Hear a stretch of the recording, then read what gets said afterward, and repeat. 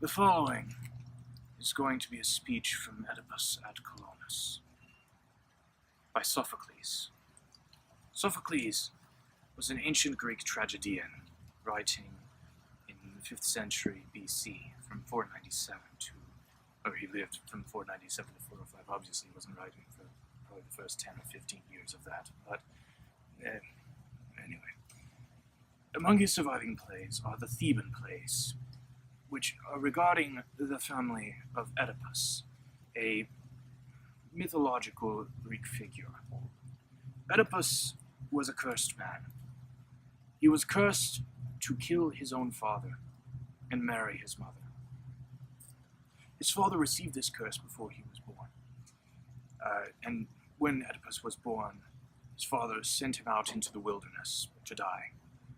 However, he was saved by a shepherd from Corinth and sent to live with the royal family of Corinth.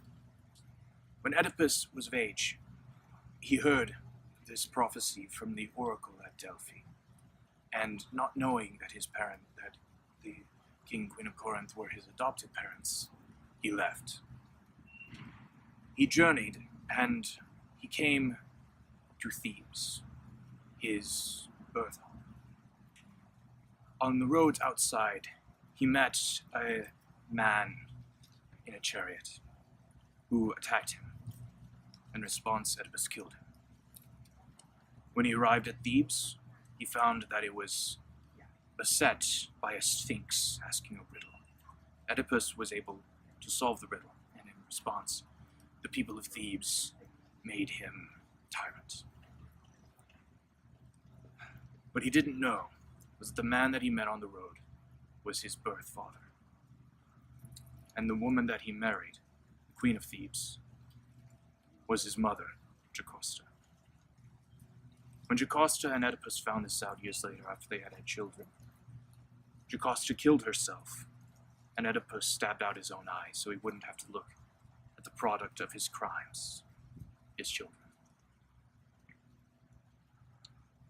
He then was outcast from Thebes and wandered for decades. Now, at the start of this play, Oedipus at Colonus, he has wandered for years, with only his daughter Antigone to guide him.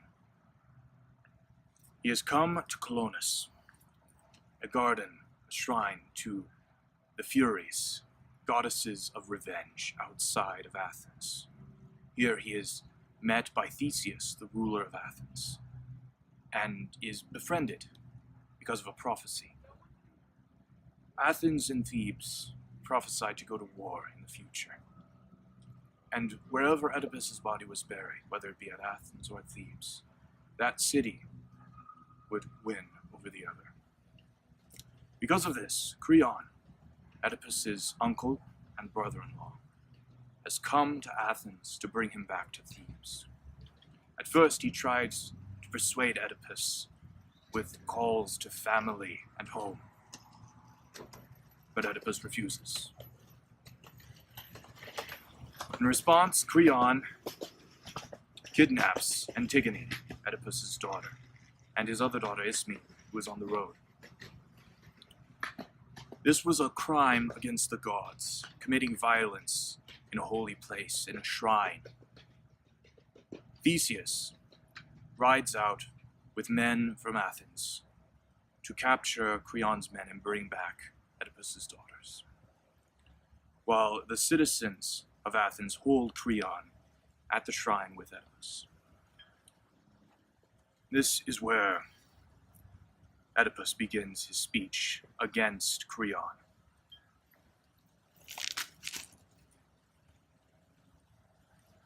This man is contemptible. Have you no shame? I don't know who you abuse more, me in my old age or you in yours. You speak of taboo killings, foul marriage, vile incest. It was I who suffered these things, but the gods willed it. Exorcising some ancient grudge through my bloodline. I cannot be blamed for the crimes I inflicted on myself and my family. You will not find a single reason why I deserved it.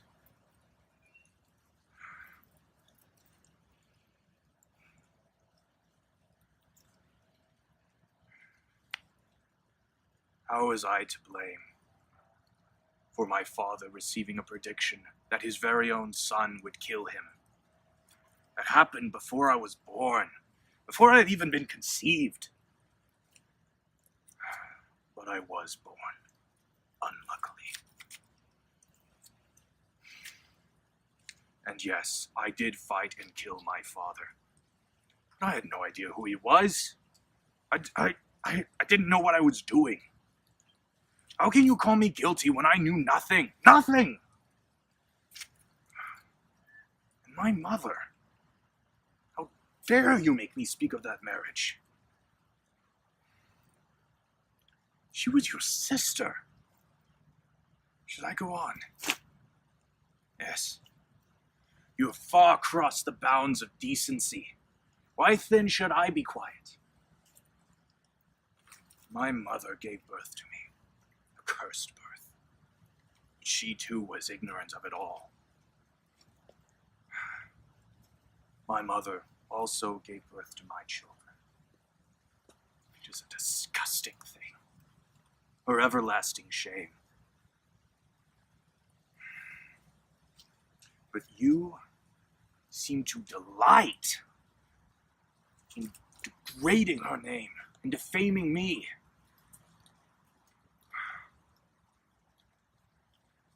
I don't want to speak of this anymore, but to say that I will not, cannot be blamed for that union or for the killing of my father. And yet here you stand, continuing to hurl abuse at me. Just tell me this. If a man approached you right here and threatened your life, what would be the first thing you do? Would you defend yourself? Or would you ask him if he was your father?